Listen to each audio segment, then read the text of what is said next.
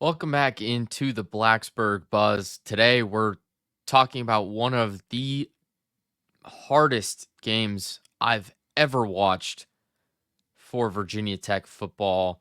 This loss to Miami, 34-38 to the number 7 team in the country in Miami. A heartbreaking conclusion after one of the hardest fought games I've seen out of Virginia Tech in a long time. The Hokies opened at plus 17 in the spread, according to Bet Online.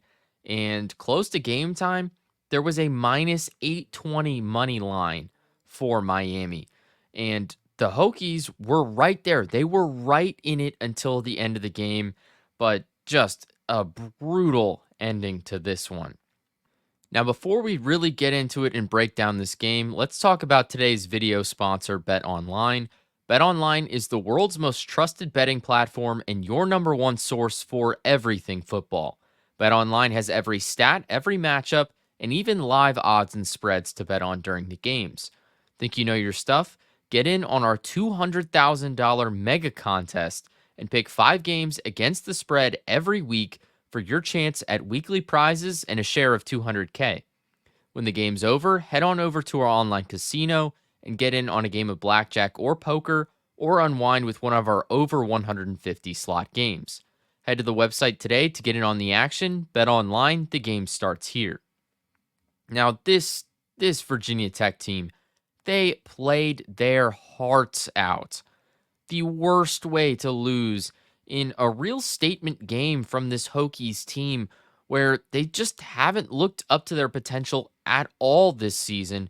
And finally, they play up to a great team and they look how everyone thought they were going to look at the beginning of the year. This is a team where if they played like this for the first 4 games of the season, we could probably see them in the rankings or at least, right up there in the mix. But they haven't played like this at all up until now. And just a robbery at the end. I mean, Felton goes up for that ball on the last second Hail Mary. He comes down with it, lands in bounds. They give him the touchdown. It's poked away after they say he's already down. And a over 5-minute review process, they finally end up overturning the call. Now, this I have a lot of problems with. For starters, with the catch. I don't know if it was a catch or not. I'm going to be honest. I'm leaning towards not, but I did rewatch the game this morning.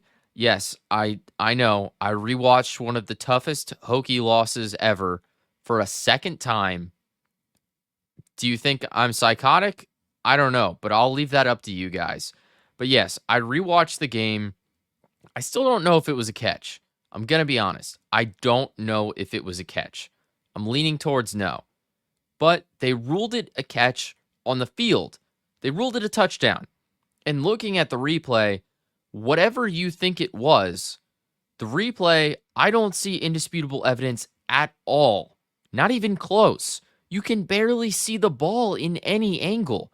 I don't understand how you possibly have enough to overturn whatever call was made on the field. I think if you call it no good and no catch, I think that stands in replay. I think if you call it a catch, I think that stands in replay. There's just not enough evidence there. You can't see the ball that well. You can't see anything that well. There's like 5 different guys in the frame, and they're all on top of each other. It's nearly impossible to see who's down when they're down, see the ball at the same time. I just don't think that there's a possibility that you can overturn that call. And the refs, that wasn't the only just dramatically awful call that completely changed the game. There was another touchdown from Virginia Tech it was called back on a non-existent holding from the offensive line. I don't understand where that was. I've watched that one over and over and over again. It looks like a clean block to me, but that pulled back another Hokies touchdown. Just absolutely unreal there. I don't understand it at all, and I think the refs got it wrong. Whether you call it a catch in the game or you call it not a catch in the game, I'm okay with either one, but I'm not okay with overturning that call. I don't see it at all. All the announcers said, I don't see how you can overturn that. Everyone on Twitter is irate because it's not conclusive whatsoever. And somehow they still overturned it. It's unreal. Just snagging the game away from the Hokies right at the last second in heartbreaking fashion. I can't believe it. Now, on Twitter, I've seen some people saying, oh, the ACC phoned something in. They made a call, and this was just to protect Miami's playoff chances. Do I think that's a little bit of a stretch? Yes. But at the same time, yeah, it's just unreal. I'll let you guys make up your mind on that. I think it's a bit of a stretch. I don't really think that's the case, but just unreal overturning that. And then, in combo with that non existent holding on Moore on the offensive line, just the officiating. I'm very disappointed in those two plays in particular.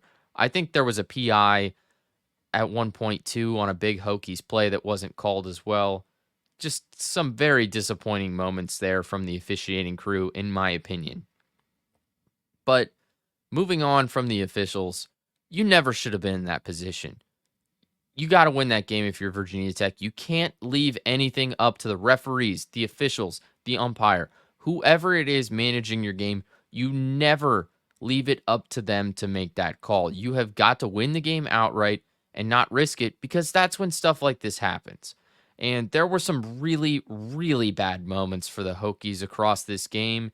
And while they played fantastic overall, just those bad moments also stand out as well, because you see that there's so much they can improve on, and there's a lot of times where I was disappointed in the coaching. I'm going to be honest.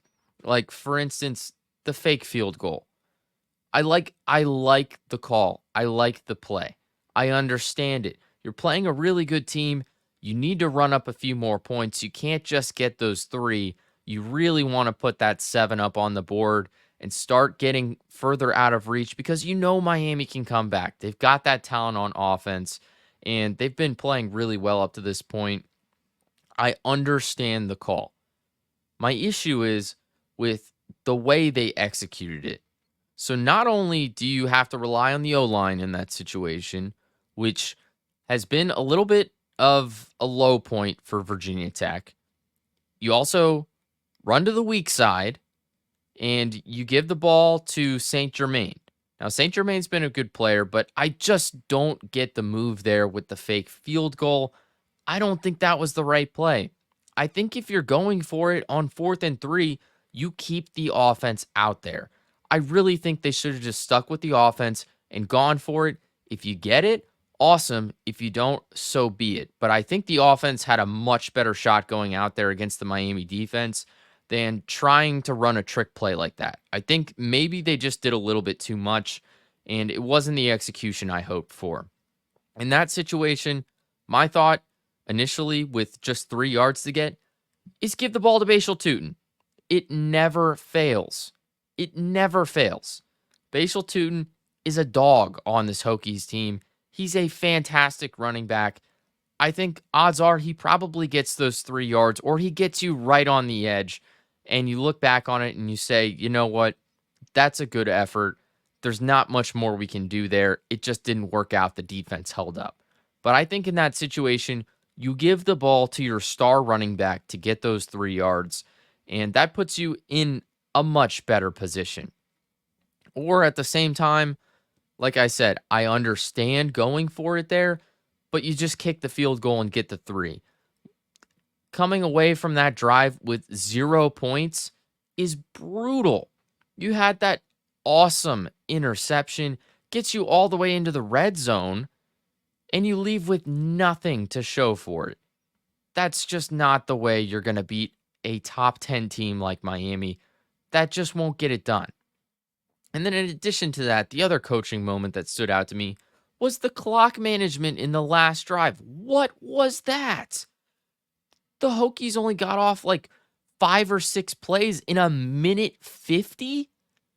I counted it. They wasted about 50 seconds by delaying snaps and not calling timeouts when they had two in their back pocket.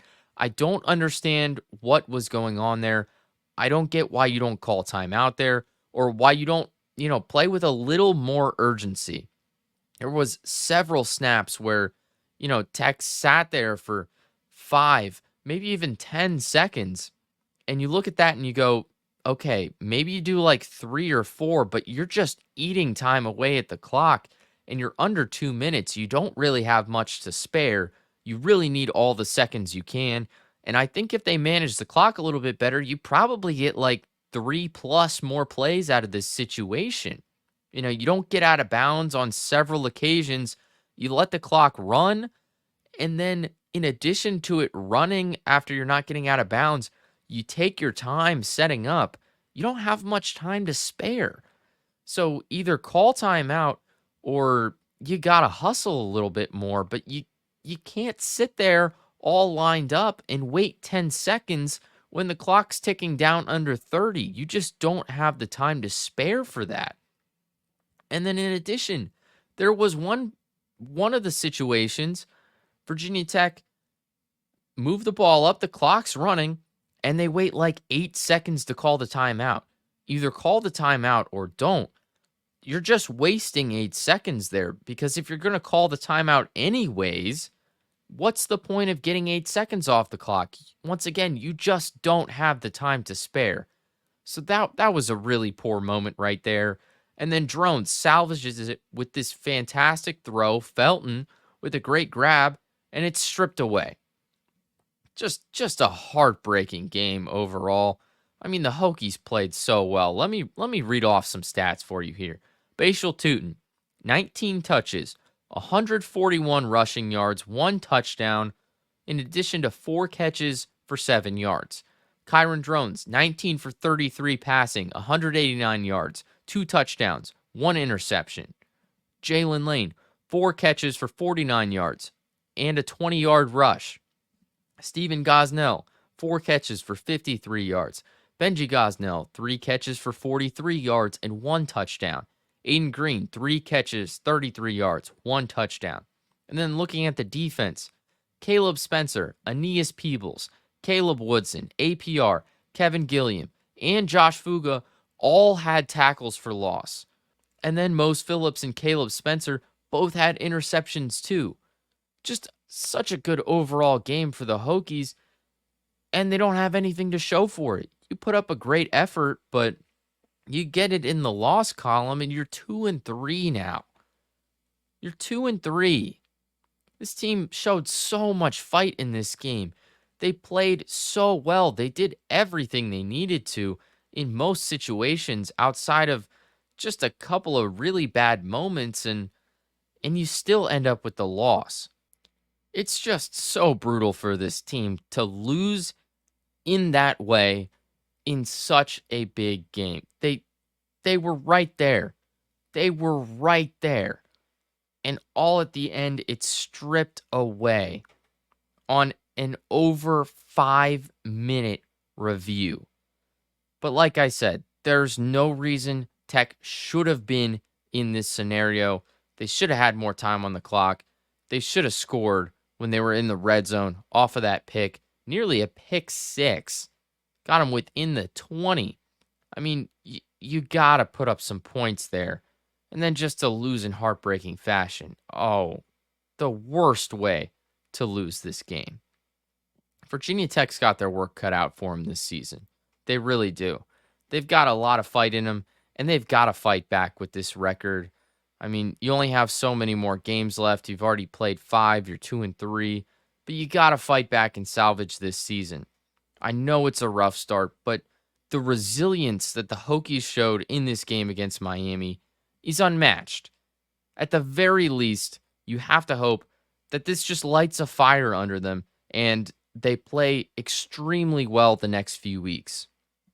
We've finally seen Virginia Tech play up to their full potential in this game. We finally saw them play a full game and play a full game in an amazing fashion. They did it against a great team and they nearly came out with the win, and they probably should have come out with the win. But at the end of the day, they didn't. And that's just a terrible way to do it. That's a terrible place to be at this point in the season because you look back on this game and you say we did everything we could and it still got taken away from us. That's heartbreaking for a locker room. That's heartbreaking for a team. You've just got to come back, you've got to rally, and you need to put up some big wins over the next couple of games to feel a little bit better about this because if you don't win your next few games pretty handily, I think you might see some guys start to check out at that point. And that's not what you want to see, especially after Virginia Tech finally plays up to that potential that we knew they had over the offseason. And just after the first four games, it was you just kind of felt like it was slipping away. And finally, against Miami, against the best team on their schedule, they show that they can do exactly what everyone thought they could in the offseason, that they are the team that people thought they were, and they don't have anything to show for it. You hate to see a game end in that way.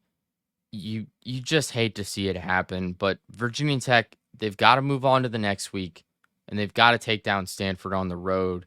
You need to play a great game, bounce back, and not only prove to everyone else that you're gonna stick through, you're gonna play a good rest of the season, but I think at this point you got to prove it to yourself a little bit that you can keep going during the season after a hard fought battle. You've got to show off that resilience next week, and that's really what I'm hoping that Virginia Tech is going to do in the next weekend. I really want to see that resilience out of them.